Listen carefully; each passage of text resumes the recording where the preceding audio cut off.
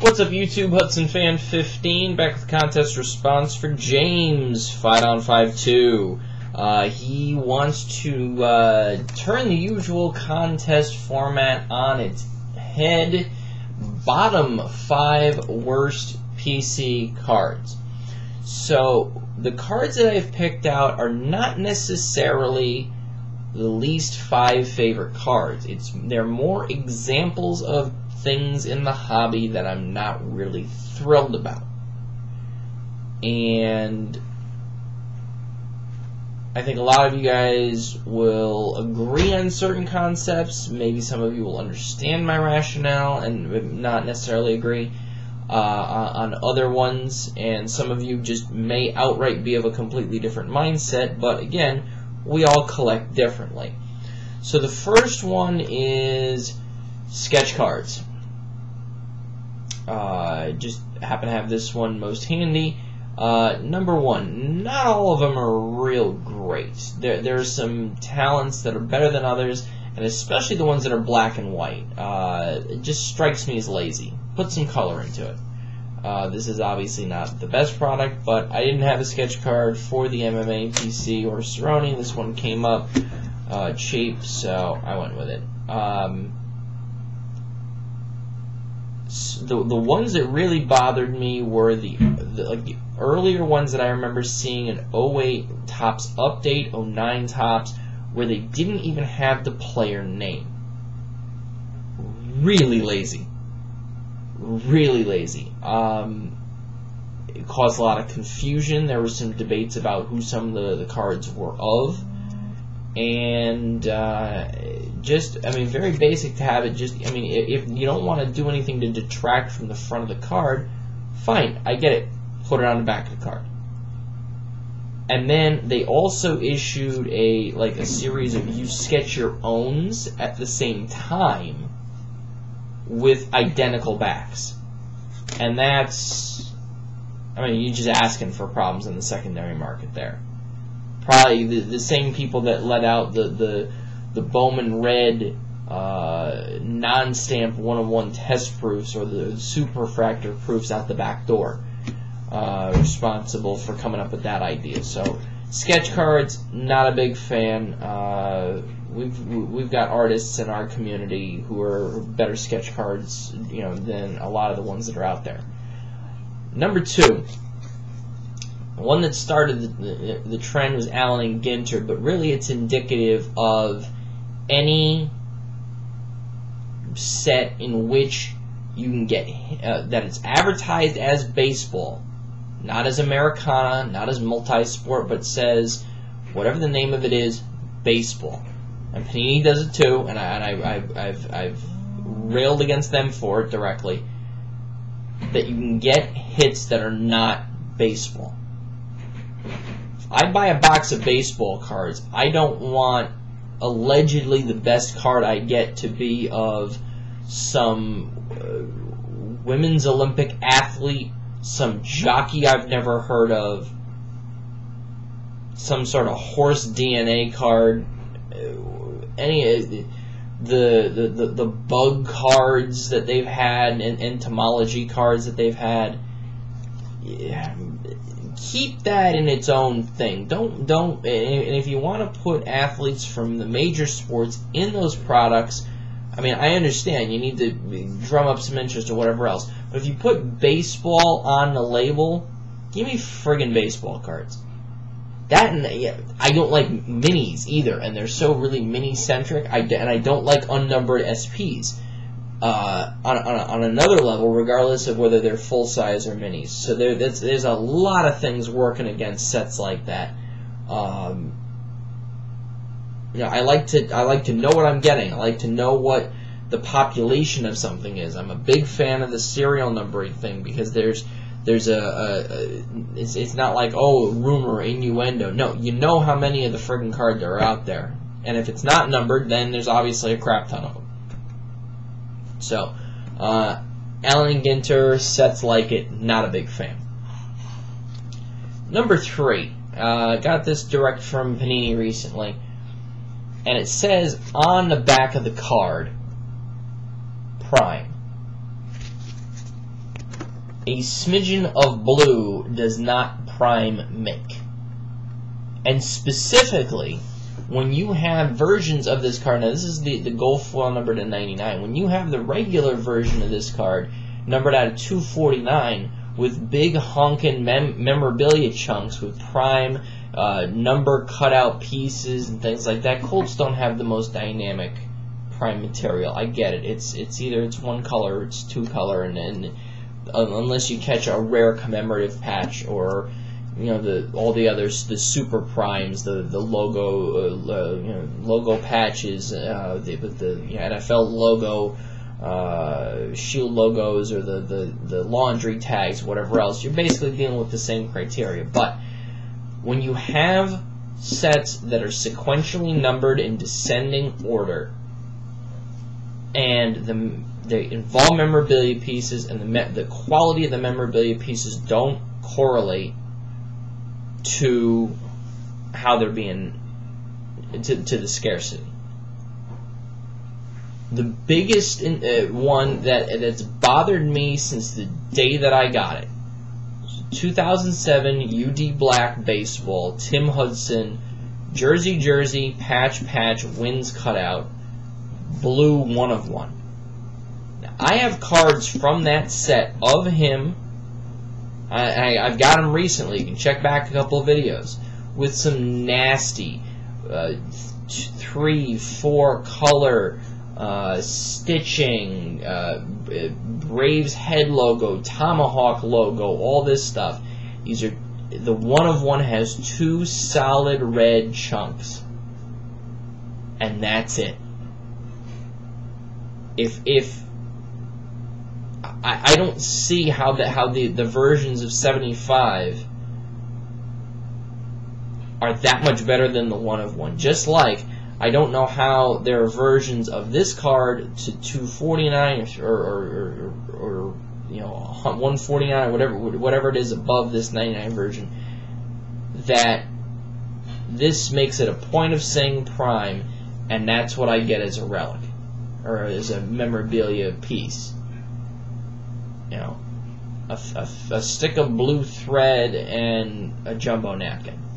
So these are supposed to be quality controlled. These are supposed to be cards that are designed. These are supposed to be cards where the memorabilia swatches are mapped out for a run. If you're going to use a piece like that, use it on the highest number version. Save the better pieces for the lower number versions. That exponentially increases the value of these cards and rewards those who seek out and will either bust until they get or end up paying top dollar on the secondary market for these cards. So number 3, bottom PC, really any of the quote unquote Prime that are substandard. Number 4, and this one I just had it handy. Pro issue cards. I know they're rookies, but pro issue cards with the players in the college uniform. Now, I identified this one because you have the Colts logo over here. It's a college picture, and the picture on the back of the card is him in the pro uniform, probably in voluntary workouts, OTAs, whatever. And then there's another picture of him in action in a college uniform silhouetted behind that. You had the opportunity to get a picture of him in the pro uniform, and you put this on the front of the card. But any pro issue cards with the players in college uniforms, either you get photography of just the player and maybe airbrush or whatever, creatively crop to just the guy's face, or you get creative with the design team and you airbrush or CGI, whatever, a pro uniform on them, or you get the pictures of them in the uniforms. But don't give me a pro issue set with college photos of rookies.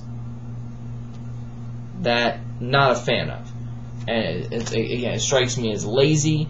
It strikes me as we just have to be first, that we're going to put something out there that's not good. The last couple Bowman football sets that I've seen have been utter disasters because of this, dating back to including the Andrew Luck rookie year, which I was very disappointed with.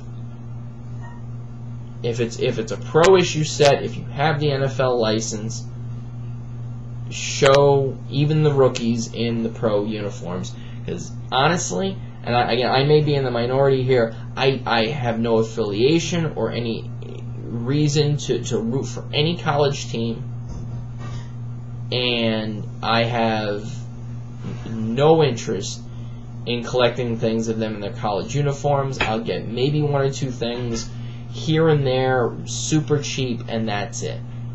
But for me, I'm a pro football fan. I'm an NFL fan. I root for the laundry, and I root for them when they put the laundry on. So that's it. Finally, this card was actually in the Lefty NDB 10 contest response for favorite non-auto game use cards, but it's also making an appearance here. And not because of the card it is, because it is a phenomenal card, but because of what somebody did to it after they got it. Stop spending your money on grading one-of-one cards. It does nothing to the value. I am not going to pay exponentially more than fair market for your one-of-one card because you spent more money getting it slabbed. Now, the only exception I will make is if it is a prime memorabilia piece that is so unbelievably awesome that this third-party authentication tells me it is not tampered with, it is valid, it came out of the pack that way. But if you do like a lot of us do and record all your breaks, and that's not an issue. You've got video evidence, that's how it was pulled. Army ATC 22, my good buddy Alex, pulled Sammy Watkins 2014 Crown Royale Rookie Silhouette one-of-one. Insane patch. Pulled it live on camera. He doesn't have to get that card graded. That card's not going to be worth any more getting it graded than it is right now. Obviously, the card will appreciate if the player becomes better, yada yada. But the card is not going to appreciate in value because it's BGS or PSA graded. If anything, you'll get a lower grade, and people will have the idea, oh look, there's something wrong with that card. And that's it. Now, if you get a card that's a one-of-one that's damaged fresh out of a pack, you can contact the manufacturer. They've got contact forms on every single one of those manufacturer websites and get them to try to do something. It doesn't even have to be one-of-one. You can submit for damaged cards for pretty much any manufacturer. They want you to have mint cards. So, to me, the point of professional grading is there's a population of a particular card out there. You want to distinguish between your copy of that card and your buddy's copy of that card and the guy at the card shop's copy of the card and the guy at the card show's copy of the card and the guy on eBay's copy of the card. And you do that with third-party authentication. And you pick cards that either known to have condition issues and yours doesn't, and you want everybody to know that,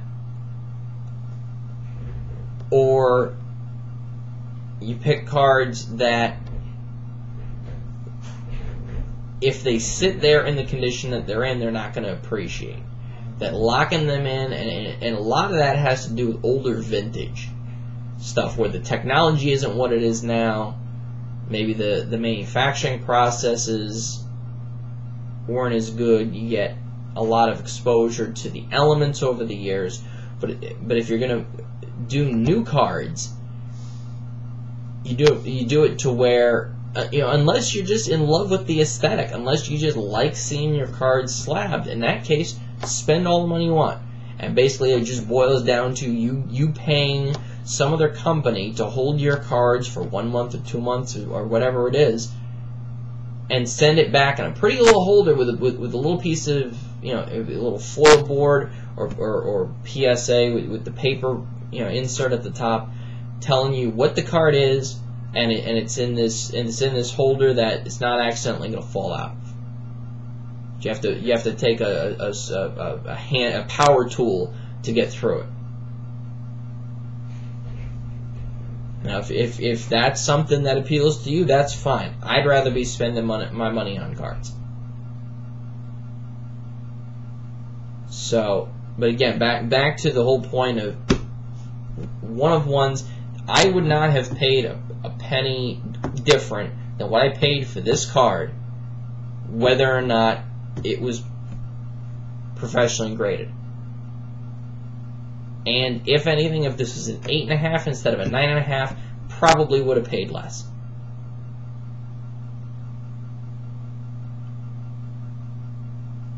And the epitome of stupid when it comes to that concept is printing plates. The point of printing plates is that they were used in a manufacturing process. When you use a part in a manufacturing process, it wears. Wear equals condition. These conditions. And one of the big conditions on here, that last one that this card actually has a 10 on, is surface. Stamping the card is on the surface. So if I've seen, I think the best plate I've ever seen was an 8.5.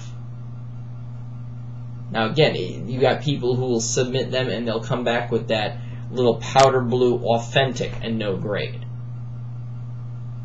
If you think it's questionable origin, then go ahead and do that. But if it's from a known set and it's got the sticker on the back of it from the manufacturer, you don't need to do that either.